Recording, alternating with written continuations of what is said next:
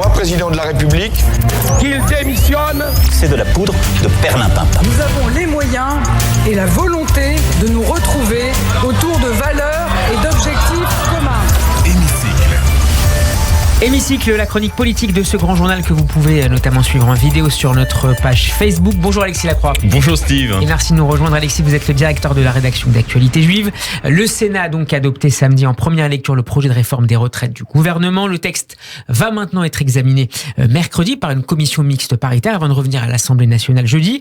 Hier, le gouvernement a réitéré, notamment par la voix de son porte-parole Olivier Véran, qu'il ne souhaitait pas utiliser l'article 49.3 pour faire passer son texte sans vote. Donc, Alexis, les prochains jours s'annoncent décisifs pour le gouvernement Borne ?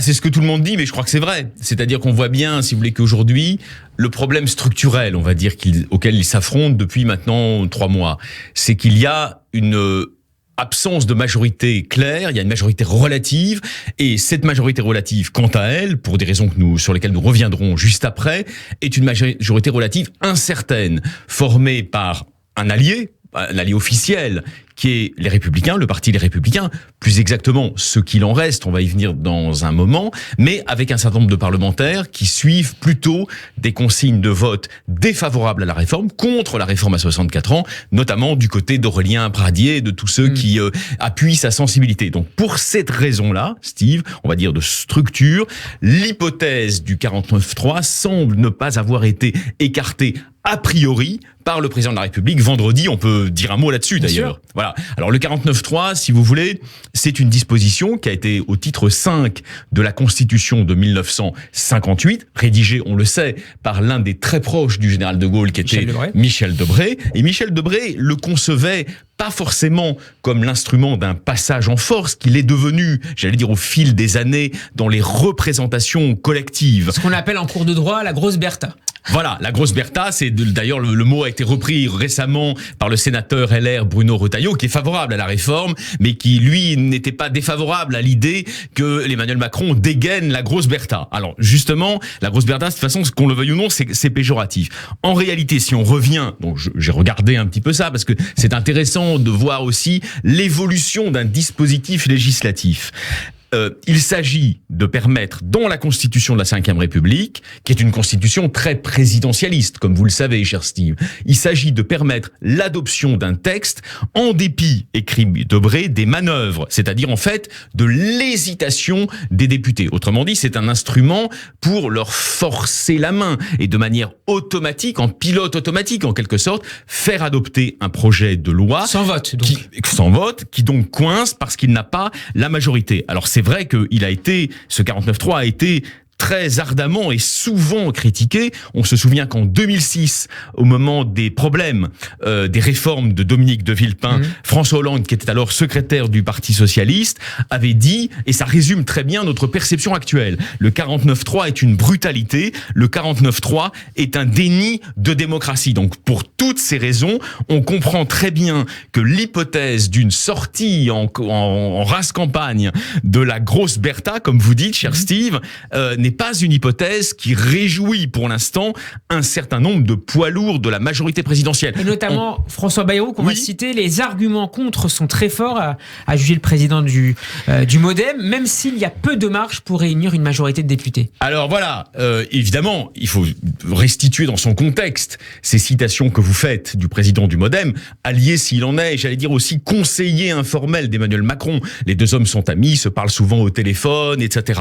Et d'ailleurs, François Bayrou souvent veut avoir un rôle à jouer dans les nominations des ministres. On l'a vu en juin dernier, vous vous en souvenez. Cependant, effectivement, le président du MoDem ajoute aussitôt cette nuance codicile, c'est que selon lui, Elisabeth Borne, dont on a vu le rôle central dans la défense de la réforme, ne souhaiterait pas, pour l'instant, recourir à ce dispositif législatif, entre guillemets, d'exception. Et alors, s'il y a une critique de fond qui est à émettre, elle est intéressante pour le débat qui est le nôtre aujourd'hui, Steve, c'est que Bayrou, non sans raison, là pour le coup, regrette que le gouvernement n'ait pas donné, je cite, aux Français, la vraie situation, les vrais éléments de jugement sur le régime des retraites. L'absence de pédagogie, selon lui. Alors voilà, comme on dit aujourd'hui, l'absence de pédagogie.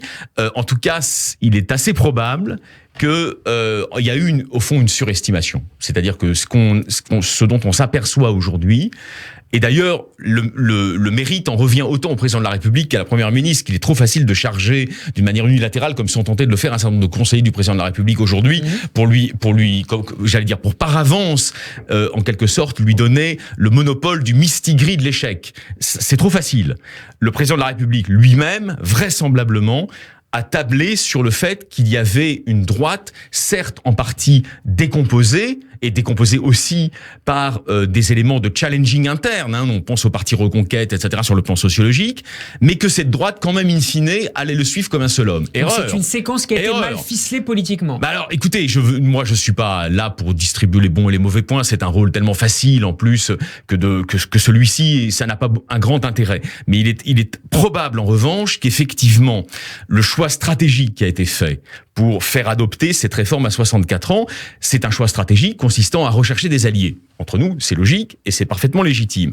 Mais ils ont misé sur un allié qui s'avère en fait être totalement fléchissant dans ses convictions et en réalité aussi dans des calculs d'opportunité politique. Il se trouve qu'Alain Marlex, lui, est droit dans ses bottes, mais on ne peut pas en dire autant de tous ses petits compagnons, puisque c'est comme ça qu'on parle chez les gaullistes, au sein de LR, où il y a au fond des positions extrêmement divergentes. Et qui reflètent aussi la sociologie électorale de certains de ses députés. C'est ça qui est intéressant, c'est qu'en fait, Emmanuel Macron, on peut le critiquer, je ne l'épargne pas quand il le faut, mais en revanche, ils ont réussi sur la durée une chose, qui est fragile probablement à l'horizon de 2027, c'est à constituer, si vous voulez, sur le plan qui nous intéresse, souvent, vous et moi, Steve, dans ses chroniques, à constituer sur le plan idéologique et doctrinal, on pourrait dire sur le plan axiomatique, un mouvement qui a sa cohérence. Renaissance, qu'on l'aime ou qu'on l'aime pas, a sa cohérence. C'est un mouvement libéral, démocratique, européen, plutôt réformiste, sans excès. LR n'a plus aucune cohérence. LR, si vous voulez, c'est vraiment le mariage de la carpe et du lapin sur tous les sujets, y compris sur ce sujet-là. Donc si on peut effectivement émettre un reproche à l'endroit du président de la République, c'est d'avoir pensé qu'il allait prendre au lasso, en quelque sorte, un parti affaibli et que comme un seul homme, ils allaient être derrière lui. Bien sûr que c'est pas ce qui arrive aujourd'hui. Alexis, il nous reste une petite minute. Dans l'hypothèse où le 49.3 ne serait donc pas utilisé par le gouvernement et que ce même gouvernement échouait finalement à faire adopter son projet, que se passerait-il nécessairement une dissolution ? Alors écoutez, là je vais me garder du rôle que Raymond Aron en son temps critiquait en disant les intellectuels, les commentateurs politiques veulent trop souvent être les confidents de la Providence. C'est-à-dire faire comme si ils étaient en quelque sorte dans les petits papiers de la Providence. Nul ne le sait. Ce qu'on envisage en revanche, c'est qu'effectivement ceci déclencherait une crise politique. Je ne vais pas jusqu'à dire une crise de régime, n'exagérons rien, mais une crise politique. Pourquoi ? Pour une raison très simple, c'est que cette réforme, à tort ou à raison là encore, a été présentée comme la mère du train de réforme à venir, de ce second quinquennat. Donc vous pensez bien que si effectivement ça achoppe au Parlement sans utilisation du 49.3, c'est un grand problème de fond, c'est-à-dire de ligne politique au fond. Il y aura une remise en cause au sein même d'ailleurs de la Macronie, de la ligne politique, de gens qui diront mais vous voyez on s'est planté, on a surestimé en quelque sorte nos forces. Et si inversement il est fait appel à la grosse Bertha dont parle Retailleau ce matin, bon ça va passer bien sûr. Donc le problème sera derrière Emmanuel Macron. On connaît, je l'ai analysé, je suis pas le seul, la hâte du président à terminer cette séquence pour braquer en quelque sorte sur une nouvelle ligne bleue des Vosges plus stimulante pour lui. Tout ça c'est parfaitement vrai. Il veut s'en débarrasser, pour le dire autrement. Mais ça posera un autre problème. Pour terminer, Alexis, qui sera la critique d'une dérive autocratique, voire antidémocratique de la Macronie, qui immédiatement surgira dans l'espace public. Merci beaucoup, Alexis Lacroix. Merci beaucoup, Steve. Avec nous pour ce commentaire politique à réécouter en podcast sur radioj.fr. Bonne semaine à vous. Bonne semaine à vous aussi. Radio J. Steve Nadjar. Radio J. On va marquer une petite pause dans cette émission. On se retrouve dans un instant pour la suite de votre grand journal. Nous serons en compagnie de Pascal Sunshine depuis Jérusalem et du rabbin de Neuilly-sur-Seine, Michael Azoulay. Restez avec nous, vous êtes bien sur Radio J. À tout de suite. Radio J, 15h-16h30, Cyrielle Sarah Cohen. Je vous donne rendez-vous du lundi au jeudi avec